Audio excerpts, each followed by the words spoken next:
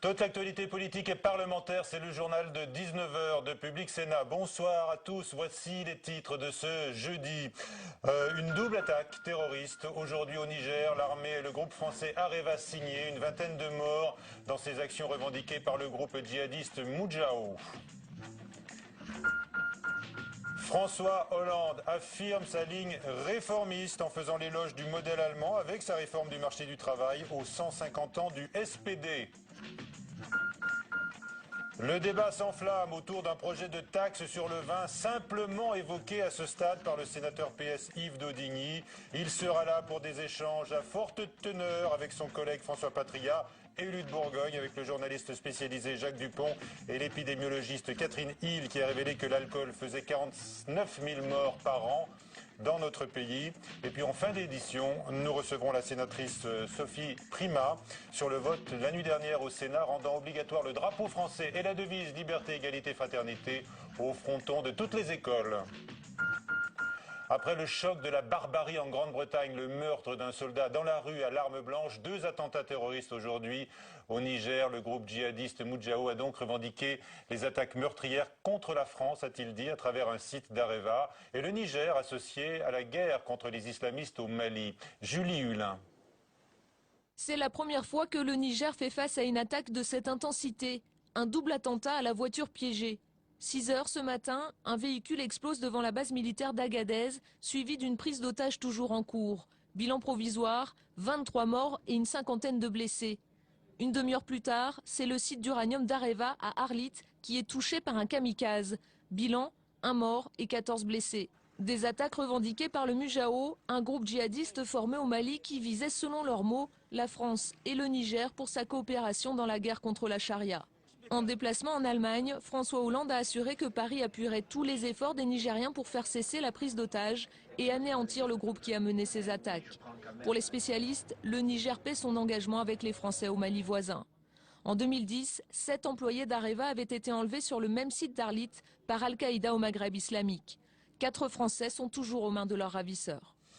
Et le ministre de l'Intérieur, Manuel Valls, a réagi sur Public Sénat aux dernières attaques terroristes de nature différente en Grande-Bretagne et au Niger. On l'écoute. Nous faisons face à un ennemi extérieur, un terrorisme extérieur qui peut s'attaquer à nos intérêts, à nos ressortissants, à nos soldats. Ce terrorisme, il est présent. Regardez ce qui s'est passé il y a encore quelques heures au Niger. Et puis il y a un terrorisme intérieur, hybride, avec des individus qui peuvent s'auto-radicaliser. Ce qui s'est passé à Boston ressemble davantage à ce qui s'est passé en France avec Mohamed Merah. Ce qui s'est passé à Londres hier ressemble à ce qui s'est passé il y a quelques mois à Bruxelles, où un Français s'est attaqué à 2 policiers belges, les poignardant. Donc nous avons cette situation depuis longtemps, nécessite à la fois une très grande coopération au niveau européen. Le 7 juin prochain, je rencontrerai mes homologues ministres de l'Intérieur européens et nous aurons une réunion notamment sur la question de cette autoradicalisation, mais aussi sur les filières d'Européens qui vont combattre en Syrie et qui représentent, puisqu'ils sont sans doute plusieurs centaines au niveau européen, un véritable danger pour nos intérêts, pour notre démocratie. Manuel Valls qui répondait à Perrine Tarnaud, le ministre de l'Intérieur a par ailleurs déclaré sur Public Sénat que Brigitte Bardot sera protégée comme il se doit. La porte-parole de la Manif pour tous dit hésiter à manifester dimanche face au climat de violence entretenu par des groupes d'extrême droite. Elle a reçu des menaces de mort de la frange la plus radicale qui entend également descendre dans la rue. Donc toujours l'attente de la décision de la Cour de justice de la République au sujet de Christine Lagarde, la directrice générale du FMI, qui a reçu un signe de confiance de l'institution internationale aujourd'hui, est entendue depuis ce matin par les magistrats qui pourraient la mettre en examen pour son rôle dans l'affaire Crédit Lyonnais Bernard Tapie Adidas au cœur des investigations. Son choix comme ministre de l'économie de l'arbitrage, la justice privée, qui avait permis à l'homme d'affaires de recevoir de Bercy un chèque de 400 millions d'euros. À Leipzig, en Allemagne, François Hollande ne cache pas son penchant social-démocrate, du moins son engagement réformiste. Le président français était l'invité d'honneur des 150 ans du SPD, le Parti social-démocrate, qui a rompu il y a bien longtemps avec le marxisme. François Hollande a même fait l'éloge des réformes lancées par Gerhard Schröder il y a 10 ans, alors qu'en France, l'Unédic annonce une dégradation du chômage cette année et en 2014. Jérôme Rabier. Lors de sa conférence de presse de la semaine dernière, François Hollande réfutait l'adjectif de social-démocrate et réaffirmait son socialisme. Pour les 150 ans du SPD, le parti social-démocrate allemand, aujourd'hui à Leipzig, le changement de ton est flagrant. Le président célèbre même les réformes menées par Gerhard Schröder dès 2003. Le progrès, c'est aussi de faire, dans des moments difficiles, des choix courageux pour préserver l'emploi, pour anticiper les mutations industrielles. Et c'est ce qu'a fait Gerhard Schröder ici en Allemagne et qui permet aujourd'hui à votre pays d'être en avance sur d'autres. Présent dans la salle, l'ancien chancelier allemand apprécie. Pour rappel, ces mesures baptisées Agenda 2010 comprenaient une baisse de l'impôt sur le revenu de 15 milliards d'euros, une réforme du marché du travail qui durcissait l'attribution des allocations et une baisse des prestations, et surtout une réforme des retraites relevant l'âge de départ en pré-retraite de 60 à 63 ans. Alors François Hollande serait-il converti à la social-démocratie? Il ose en tout cas s'en inspirer sur certains aspects. Je garde de la social-démocratie le sens du dialogue, la recherche du compromis, la synthèse permanente entre la performance économique et la justice sociale. Je garde la volonté de partir du réel pour le transformer. Et c'est même cet esprit-là qui m'inspire pour la construction de l'Europe. Le président de la République n'a pas manqué de noter que toutes les mesures ne sont pas transposables d'un pays à l'autre, manière de rassurer certains socialistes. Il a en tout cas été franchement applaudi dans un pays qui s'inquiète pourtant toujours autant du manque de réformes en France. Et pendant ce temps-là, la résistance à la social-démocratie s'exprimait à Paris avec la revendication d'une vraie alternative par le Front de gauche réuni avec les Allemands de Die Linke. Pierre Laurent avec Jérôme Rabier. Les forces à rassembler sont nombreuses, mais ce qui est vrai, c'est qu'il y a un grand travail politique pour les unir, les rassembler, en faire une force politique à l'échelle européenne. C'est ce travail-là dans lequel nous sommes engagés avec Die Linke et dans lequel nous sommes engagés plus largement, avec l'ambition effectivement de construire une coalition large de forces qui demandent l'arrêt de ces politiques d'austérité et la construction d'un nouveau cap.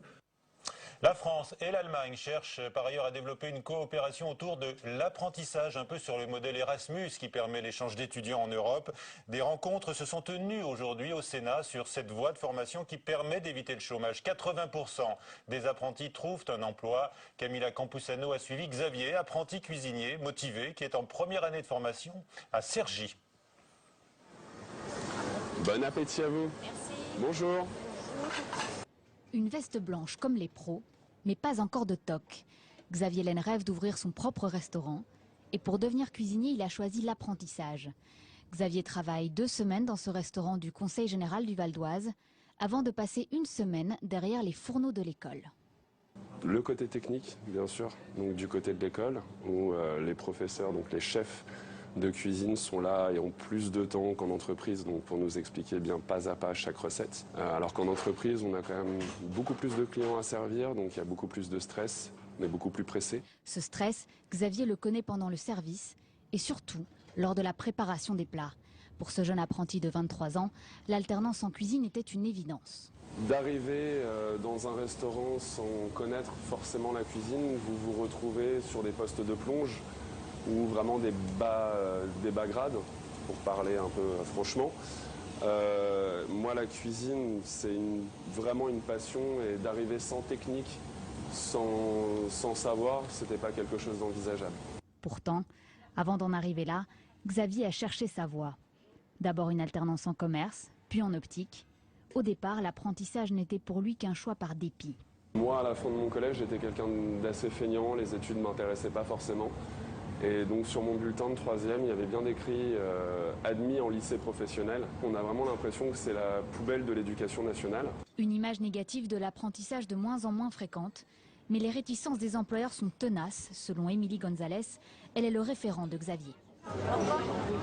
Aujourd'hui, ça fait peur, surtout dans des cas où les jeunes ont plus de 21 ans et où les salaires sont conséquents. Les gens reculent et effectivement, je pense qu'une plus de communication encore et encore autour de cet apprentissage pour qu'on puisse le développer. Ce matin, Xavier est au Sénat pour une journée particulière dédiée à l'apprentissage. Et je voudrais vous souhaiter la bienvenue ici au Sénat. Une mise à l'honneur qui mérite sa photo souvenir. Bilan, Une expérience intéressante pour Xavier. Qu'on soit tous là au Sénat dans un si beau cadre et entendu par les hautes sphères, forcément ça donne un poids supplémentaire aux apprentis et au monde de l'artisanat en général. Je trouve ça vraiment très bien. Malgré les écueils de l'apprentissage discutés toute la matinée, Xavier repart satisfait, des projets plein la tête. Jeannie Longo a été auditionnée dans le plus grand secret par la commission d'enquête du Sénat sur le dopage. La venue de la championne cycliste n'avait pas été rendue publique, et cela pour la première fois depuis le début des travaux de cette commission. L'icône du vélo, âgée de 54 ans, est dans la tourmente depuis que son mari et entraîneur a reconnu avoir acheté de l'EPO. Beaucoup d'hommages politiques à gauche aujourd'hui après la mort de Georges Moustaki. Le pâtre grec de la chanson est décédé à 79 ans. On lui doit la chanson Le Métèque, bien sûr, inspirée par sa propre destinée, ou encore Dame brune, écrite pour Barbara. Sujet sensible maintenant, qui fait immédiatement monter au créneau les défenseurs du terroir et des régions viticoles. L'idée d'une taxe sur le vin agite les esprits. Depuis quelques jours, au Sénat, la réflexion a simplement été lancée par le sénateur PS Yves Daudigny, sensible au ravage de l'alcool en matière de santé et de mortalité. Eh bien, le débat va avoir lieu sur ce plateau. D'abord, Joachim Robb nous rappelle que le vin bénéficie d'un régime de faveur par rapport aux autres boissons alcoolisées quand il s'agit des taxes. Quelques centimes par bouteille de vin, pour l'instant rien de concret ni d'officiel, juste une taxe possible, a priori pas la mer à boire, sauf aux yeux des sénateurs des régions viticoles. Il faut faire attention à ne pas trop taxer et toucher la fabrication et la vente du vin, qui est une des grandes forces de notre pays, à la condition évidemment d'en boire avec modération. Aujourd'hui, les boissons alcoolisées sont taxées selon des droits d'assises proportionnels au degré d'alcool. Ces droits d'assises atteignent près de 1 700 € par hectolitre pour les alcools forts. Pour la bière, 7,20 € par degré et par hectolitre. Et pour le vin, seulement 3,66 € non proportionnels au degré d'alcool. Un régime particulier défendu par la filière vin. La bière et le vin, ce ne sont pas tout à fait les mêmes alcools, pas tout à fait le même plaisir. Je pense que le vin a quand même plus une dimension culturelle que la bière. Au final, ce que rapportera la taxe à l'État sera perdu par une baisse de chiffre d'affaires, donc moins de TVA, etc., etc. Mais pour les professionnels de santé, tous les alcools devraient être traités de la même manière. L'augmentation des taxes est faite à la fois pour des raisons fiscales que l'on peut comprendre, mais aussi pour des raisons de santé publique. Plus le produit est cher, moins vous le consommez. Santé publique ou exception culturelle, partisans ou opposants d'une augmentation des taxes, l'un des deux camps devra mettre de l'eau dans son vin. Et avec nous donc Yves Daudigny, sénateur PS de l'Aisne, bonsoir, et président de la mission de contrôle de la sécurité sociale. Avec nous également bien votre collègue, socialiste également de Côte d'Or, François Pétria. Vous présidez la région Bourgogne, c'est important de le rappeler ce soir. Catherine Hill est avec nous, épidémiologiste à l'Institut Gustave Roussy. Et vous avez révélé récemment que l'alcool était responsable en France tous les ans de 49 000 décès. Et puis Jacques Dupont est également avec nous, journaliste au Point, bien connu, qui défend le plaisir du vin contre l'idéologie de la culpabilité dans ce pamphlet que vous avez titré « Invignez-vous », ce qui ne veut pas dire « enivrez-vous ». Hein. Ni imbibez-vous d'ailleurs. Ni imbibez-vous. Alors, une taxe d'abord, on a l'impression que vous avez là lancé un sujet tabou, hein, Yves Daudigny. Est-ce que vous êtes rentré dans votre coquille sous les assauts de certains de vos collègues? Non, enfin, je voudrais préciser, je suis consommateur de vin. Et si mon collègue et ami François veut m'amener, je sais pas moi, un Chablis ou un Pommard, je suis éventuellement preneur. Bon, je veux préciser aussi, je ne suis pas l'ayatollah de la taxation. Et je ne pense pas que les taxes soient les solutions à tous nos problèmes. Alors, vous avez relevé quand même des inégalités de traitement dans les différentes boissons ayant une certaine teneur en alcool. Aujourd'hui, nous travaillons dans le cadre de la mission d'évaluation et de contrôle de la sécurité sociale avec ma collègue Catherine Deroche sur les taxes comportementales qui touchent à la fois le domaine du tabac, des alcools et également donc d'un certain nombre d'ingrédients. Par exemple, les acides gras saturés. Alors, la question est posée pour l'alcool, aujourd'hui, pour le vin, les alcools en général. Est-ce qu'il y a un problème, un lien de santé, un lien entre la santé et les alcools? Oui. Bon, donc nous demandons au moins que le sujet ne soit pas tabou et que nous ayons le droit et l'autorisation d'examiner quelle est actuellement la situation de la taxation des alcools et de faire éventuellement des propositions. Alors je tiens à souligner qu'à l'instant où nous parlons, il n'y a aucune proposition de formuler, il n'y a rien qui est prêt, il n'y a aucun projet de proposition. Donc vous parlez d'une taxe comportementale pour limiter la consommation de vin. Les taxes comportementales ont, comme leur nom l'indique, pour objectif d'infléchir les comportements des consommateurs consommateurs et éventuellement freiner la consommation. François Patriat, cette perspective-là, qu'en dites-vous? Il y a deux choses qui me choquent un peu dans cet énoncé. D'abord, le problème d'assimiler le fait de boire du vin à un comportement déviant. Je rappelle que le vin, c'est d'abord un vecteur d'économie, c'est 500 000 emplois, c'est 1 milliard de taxes déjà, 1 milliard de taxes. Déjà de versé, on dit pas taxé, c'est 1 milliard par an. Moins taxé que les alcools C'est forts. un vecteur de tourisme, c'est un vecteur de culture. À côté du vin, il y a des dizaines et des milliers d'emplois induits, et que la consommation de vin ne se fait qu'en mangeant, et que de surcroît, penser que parce qu'on va taxer le vin, on va moins boire, non. Les gens qui boivent de l'alcool aujourd'hui, d'abord 38% des Français n'en boivent pas, et puis ceux qui boivent de l'alcool et qui sont surtout sujets à l'alcoolisme, se détourneront vers d'autres boissons moins chères de facto, mais le problème ne sera en rien résolu. Non, il s'agit tout simplement, moi je le dis à mon ami Yves, de faire un peu rentrer d'argent de plus dans les caisses. Alors il n'y a rien sur la table aujourd'hui, mais je préfère en l'occurrence prévenir que guérir. Parce qu'on sait qu'à chaque fois qu'on commence à parler de taxes, au début on dit c'est pas ça et après elle vient. Moi je préfère anticiper. Votre sentiment, on a envie de vous entendre. Est-ce qu'il faut essayer de peser sur le comportement des consommateurs de vin? Tout l'alcool a le même effet. Donc ça n'a aucune importance que les gens boivent du whisky, du gin, du pastis, de la bière. Ce qui compte, c'est l'éthanol, la quantité d'éthanol, d'alcool pur qu'ils absorbent. En France, on boit trop. Et c'est une vérité qu'il faut reconnaître. Si on prend tout ce qui est bu comme boisson alcoolisée et qu'on le répartit sur la tête de toute la population de 15 ans et plus, on arrive à 2,7 verres par adulte de 15 ans et plus et par jour. Si un tiers ne boivent pas, ça veut dire que peut-être la moitié boivent très peu, ça veut dire que l'autre moitié boit plutôt 5 verres par jour. 5 verres par jour, c'est beaucoup et c'est trop.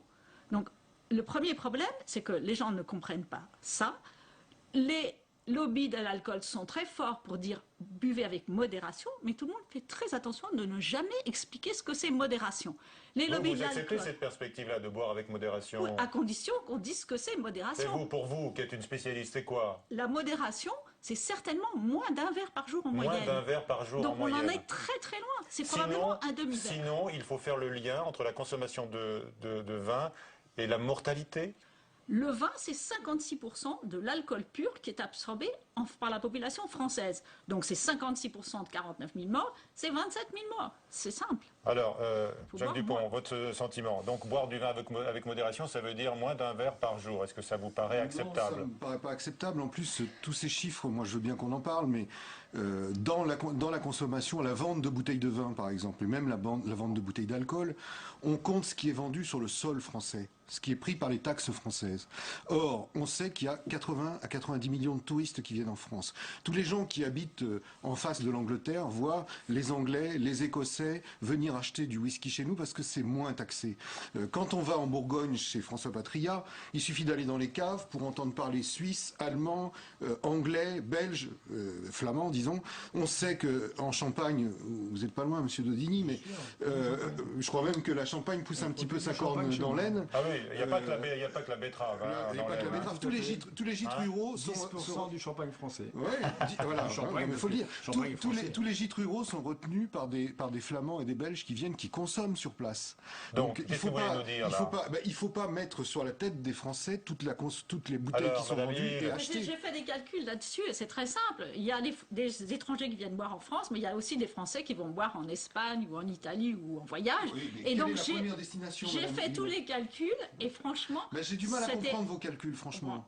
Non, ça c'était très simple. Je m'interroge comment on peut aller aujourd'hui gagner des parts de marché, ce que nous faisons en Asie, au Japon, en Amérique, et on arrive là-bas en disant aux gens, écoutez, il faut acheter notre vin, voilà, ça tue 27 000 personnes par an chez nous, mais vous devriez en acheter. Vous imaginez un peu qu'on peut dire des choses comme ça aujourd'hui? Si boivent modérément du très bon vin français, c'est parfait. Il n'y a aucun pays producteur de vin qui se dénigre. Vous n'êtes pas d'accord avec l'OMS alors? Mais bien sûr que je suis d'accord avec l'OMS. L'OMS dit que la France, c'est pas l'endroit où il y a le plus de risques, et elle dit aussi que la France, c'est le pays où il y a le moins d'accidents cardiovasculaires. Vous citez l'OMS. Alors, et là où on en a le plus, c'est là où il y a du binge drinking, dans les pays d'Europe du Nord, où au contraire, on a surtaxé les alcools, et plus on a de taxes, plus ils continuent d'en boire. Alors, la méthode qui consiste à dire on va surtaxer parce qu'on boira moins, on sait que ça marche Madame pas. Hill, là vous êtes en position d'accuser, on vous vous reproche de dénigrer la France. L'OMS, je ne dénigre pas la France, je suis tout à fait pour qu'on exporte du bon vin, ça me ferait tout à fait plaisir, mais l'OMS dit en matière de dose, moins c'est mieux. Less is better. Alors, ils disent pas buvez 3 verres par jour. Ils disent entre 2 et 3 Absolument verres. pas. L'OMS n'a jamais dit ça. Ce sont les marchands de l'alcool. Le cardiologue me le dit. Oui. Mais parce qu'il croit les lobbies de l'alcool qui sont très puissants. Et lit Entreprises et Prévention, son site internet de l'alcool. On parle de l'éthanol. Mais je vous assure que si vous buvez un verre de Nuit Saint-Georges, vous allez voir que c'est pas la même chose que l'éthanol. Et que la consommation n'est pas tout à fait la même.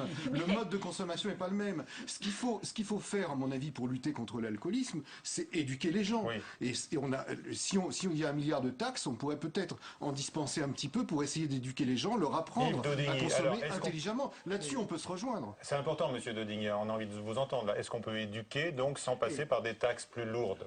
La question fondamentale, c'est de savoir est-ce qu'il peut exister une fiscalité de santé publique? C'est-à-dire, est-ce que la fiscalité peut être considérée comme un des éléments de la prévention? Alors, on peut répondre non, on peut répondre oui, on peut le faire avec beaucoup de précautions. Moi, je pense que oui, à condition de regarder le dossier avec beaucoup de précautions. Ce qui ne veut pas dire pour autant qu'il faut ou non taxer le vin. C'est un cas particulier. Je voudrais simplement faire remarquer sur le montant des taxes.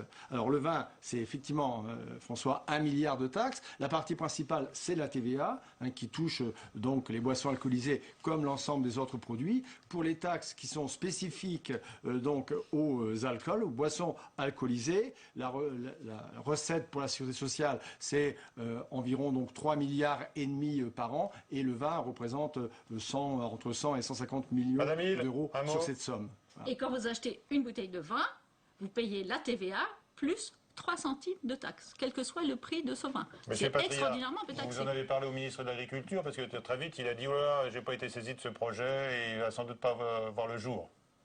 On peut parler d'un lobby des parlementaires? Mais bien entendu, dès qu'on défend le vin, on appartient à un lobby, comme ceux qui défendent la chasse ou d'autres, on le sait bien. Mais là, c'est pas seulement un lobby, je crois que c'est une des richesses de la France, le vin. Comprenons-le comme tel. Je n'en ai pas parlé à Stéphane Le Foll, mais Stéphane Le Foll connaît la réalité de l'économie. Moi, j'ai connu en tant que ministre de l'Agriculture les difficultés de territoires français qui aujourd'hui relèvent la tête et produisent des bons vins, qui font l'honneur de la France. Et quand vous arrivez dans des pays émergents aujourd'hui, où on vous dit le droit d'entrer dans le pays, c'est d'abord de nous amener du vin. Amenez-nous votre vin, votre patrimoine, et ensuite on ira chez vous. Aujourd'hui, j'alimente les discussions parce qu'il n'y a aucune décision de préparer. Donc je ne sais pas ce que Catherine Deroche et moi déciderons et formulerons comme proposition. Donc simplement remarquer que lorsque l'on fait la comparaison de la taxation des différentes boissons alcoolisées, donc on prend la référence souvent de 10 grammes d'alcool. Lorsqu'on a 10 grammes d'alcool dans le vin, c'est taxé 0,4 centimes. Par exemple, 10 grammes d'alcool de la bière, c'est taxé 9 centimes. Donc la bière est aujourd'hui taxée 23 fois plus que le vin. Ça, c'est du simple constat, et moi je n'en tire à l'instant présent aucune conclusion. En tous les cas, le débat a bien été lancé. Taxe sur le patrimoine. Dit Jacques Dupont, merci à tous les quatre. On va parler maintenant d'un sujet consensuel pour trancher. Le Sénat qui a voté l'inscription de la devise de la République française, liberté, égalité, fraternité au fronton des établissements scolaires. Le drapeau français devrait également être hissé. Nathalie Guillouard. Les drapeaux tricolores étaient déjà sur la plupart des écoles, collèges, lycées. Mais aujourd'hui, cette tradition deviendra peut-être une obligation, avec en prime la devise républicaine et la déclaration des droits de l'homme affichée de manière visible dans tous les établissements scolaires. Vincent Peillon, le ministre de l'Éducation, mise sur le symbolique pour renouer avec la morale laïque.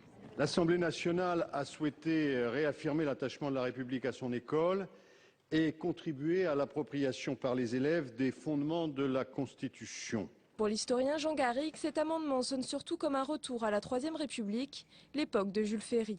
La Troisième République, qui avait marqué la naissance de la démocratie parlementaire, a été très vigilante sur la réappropriation de ces symboliques, la Marseillaise, les trois couleurs, le buste de Marianne. Beaucoup de symbolique dans cette initiative du gouvernement. La grande nouveauté aurait été peut-être d'imposer cette fois-ci le drapeau européen au fronton des écoles. Et avec nous, Sophie Primas, sénatrice UMP des Yvelines, bonsoir.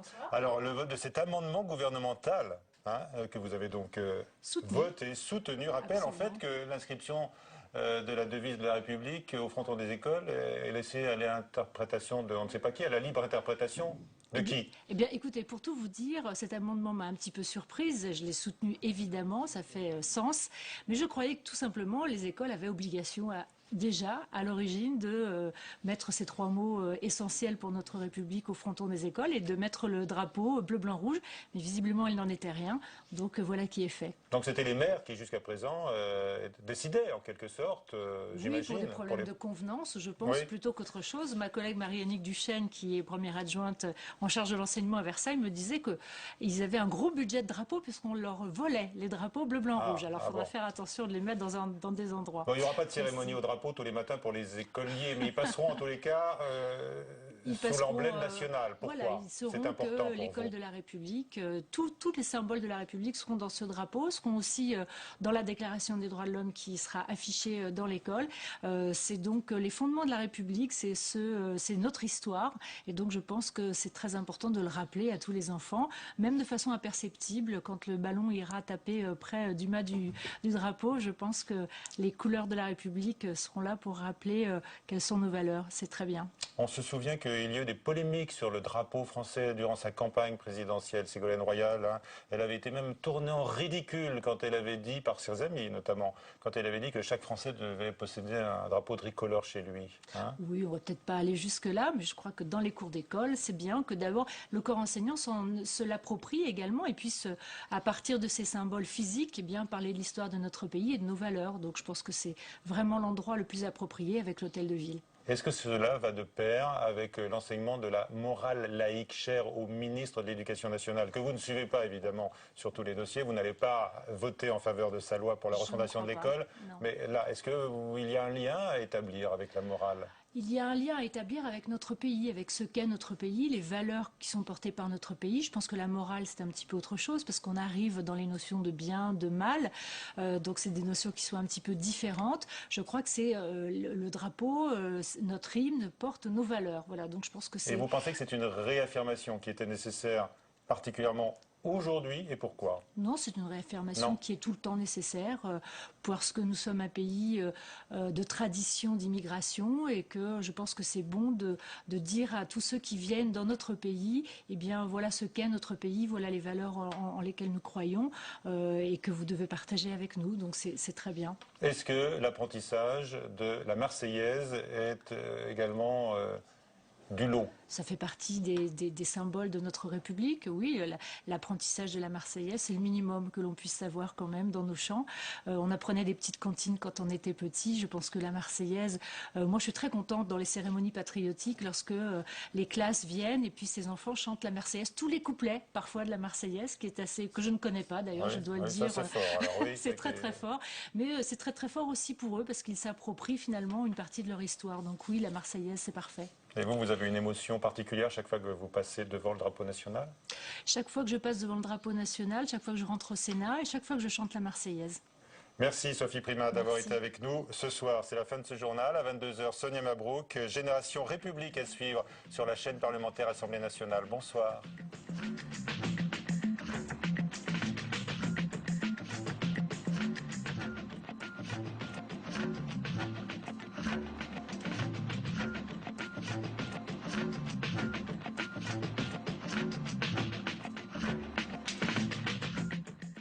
Postulé il y a très longtemps et j'ai pas eu de réponse du tout. Ensuite, j'ai fait quelques petites candidatures de CDD qui n'ont rien donné non plus. Ils sont jeunes, ils sont pleins d'avenir et ils sont au chômage. Durant plusieurs mois, ils se sont filmés dans le labyrinthe de la recherche d'emploi. Un parcours semé d'embûches avec ses coups au moral, ses petites déceptions et ses grandes victoires.